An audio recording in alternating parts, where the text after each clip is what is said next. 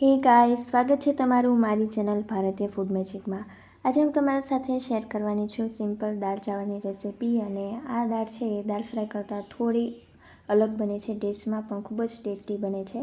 સૌથી પહેલાં આપણે તુવરની દાળ લેવાની છે 1/4 કપ જેટલી, મસૂરની દાળ 1 ટેબલસ્પૂન અને મગની ફોતરા વગરની દાળ 1 ટેબલસ્પૂન એડ કરશું। અને એમાં પાણી એડ કરીને 2 થી 3 વાર પાણીથી ધોઈ લેવાની છે। અને પછી આપણે એમાં ગરમ પાણી એડ કરશું અને એને 15 થી 20 મિનિટ માટે પલાળી રાખવાની છે। એક બાઉલમાં મેં ગરમ પાણી લીધું છે અને એમાં આપણે સૂકા લાલ મરચાં એડ કરવાના છે અને એને 2 નંગ જેટલા છે ને એને પણ આપણે 15 થી 20 મિનિટ માટે પલાળી રાખવાના છે। હવે આ મરચાં છે એ પલળે ત્યાં સુધીમાં આપણે દાળને બાફી લઈએ। સૌથી પહેલાં આપણે કુકરમાં 1.5 ગ્લાસ જેટલું પાણી ઉમેરવાનું છે અને પછી આપણે જે દાળ પલાળી હતી એ દાળ ઉમેરી દઈશું અને એમાં સ્વાદ મુજબ મીઠું અને હળદર ઉમેરવાની છે 1/4 ટીસ્પૂન જેટલી। અને આ બધી જ વસ્તુને મિક્સ કરી અને આપણે મીડિયમ ફ્લેમ ઉપર એને પ્રેશર કુકર લેશું 4 સીટી માટે। અને 4 સીટી થઈ જાય પછી એનું પ્રેશર છે ને મેળાએ છે ને રિલીઝ થવા દેવાનું અને ગેસની ફ્લેમ છે એ મીડિયમ રાખવાની।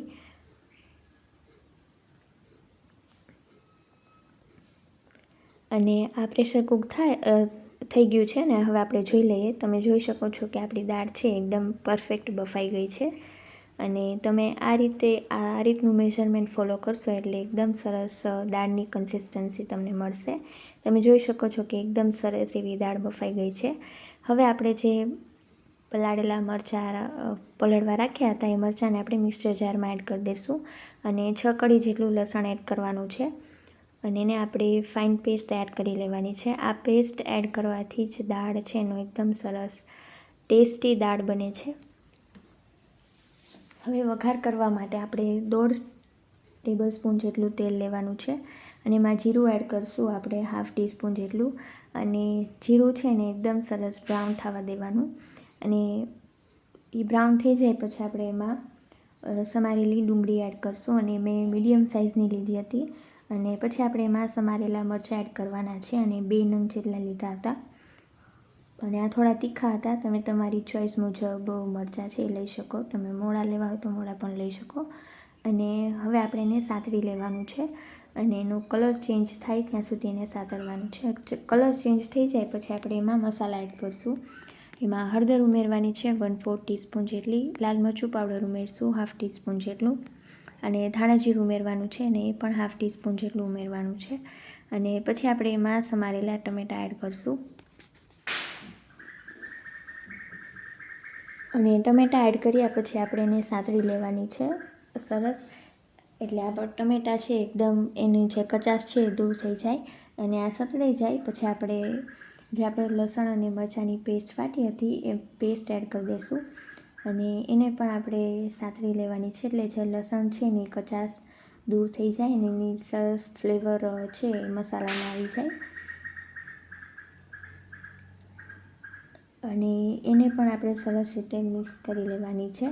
અને હવે આપણે એમાં કસૂરી મેથી એડ કરશું 1 ટીસ્પૂન જેટલી અને ગરમ મસાલો એડ કરવાનો છે 1/2 ટીસ્પૂન જેટલો। જો તમને જરૂર જણાય તો તમે થોડું એવું પાણી એડ કરજો એટલે મસાલા છે એ બળી ન જાય। અને કસૂરી મેથી અને ગરમ મસાલો આપણે આ સ્ટેજ ઉપર જ ઉમેરી દઈશું એટલે આપણે જે આ મસાલો બનાવ્યો છે એમાં એની સરસ ફ્લેવર આવી જાય। અને જો તમે ગરમ મસાલો ન ખાતા હોય તો તમે એને અવોઇડ પણ કરી શકો। અને કસૂરી મેથી અને મસાલો એડ કર્યા પછી આપણે એને પણ એકદમ સરસ રીતે મિક્સ કરી લઈશું અને તમે જોઈ શકો છો કે તેલ છે એકદમ સરસ છૂટું પડી ગયું છે અને પછી આપણે એમાં દાળ એડ કરી દઈશું જે આપણે બાફી હતી અને એને પણ આપણે એકદમ સરસ રીતે મિક્સ કરી લેવાની છે। અને જો તમને જેવી દાળની કન્સિસ્ટન્સી પસંદ હોય તમે એ મુજબ પાણી એડ કરી શકો, પણ મને થોડી થીક દાળ જ પસંદ છે એટલે મેં એમાં પાણી એડ નથી કર્યું અને એને આપણે 5 મિનિટ માટે ઉકાળી લેવાની અને પછી આપણે એમાં સ્વાદ પ્રમાણે મીઠું એડ કરશું અને સમારેલી કોથમરી એડ કરશું અને તમે દાળને થોડી વાર ઉકાળશો એટલે એનો સરસ એની ફ્લેવર આપણે જે મસાલો બનાવીએ એમાં દાળમાં સરસ આવી જાય. અને તમે જોઈ શકો છો કે એકદમ સરસ પરફેક્ટ દાળ બની છે. અને તમે પાણી એડ કરી અને દાળની કન્સિસ્ટન્સી એડજસ્ટ કરી શકો છો તમને જરૂર જણાય એ મુજબ. અને હવે આપણી દાળ છે એકદમ તૈયાર છે. અને દાળને મેં જીરા રાઈસ સાથે સર્વ કરેલી છે. દાળ અને રાઈસનું કોમ્બિનેશન બેસ્ટ. તમે જ્યારે પણ દાળ અને ભાત ખાઓ પછી તમને કાંઈક અલગ જ એકદમ કમ્ફર્ટિંગ ફીલ કરો. અને હવે દાળને પણ આપણે સર્વ કરી લેશું. અને દાળ અને ચાવલને મેં મસાલા ડુંગળી અને રાયતા મરચાં અને લીંબુ આપણે સાઈડમાં રાખી દઈશું. લીંબુ ને ઉપરથી બધાને નાખીને ભાવતું હોય છે.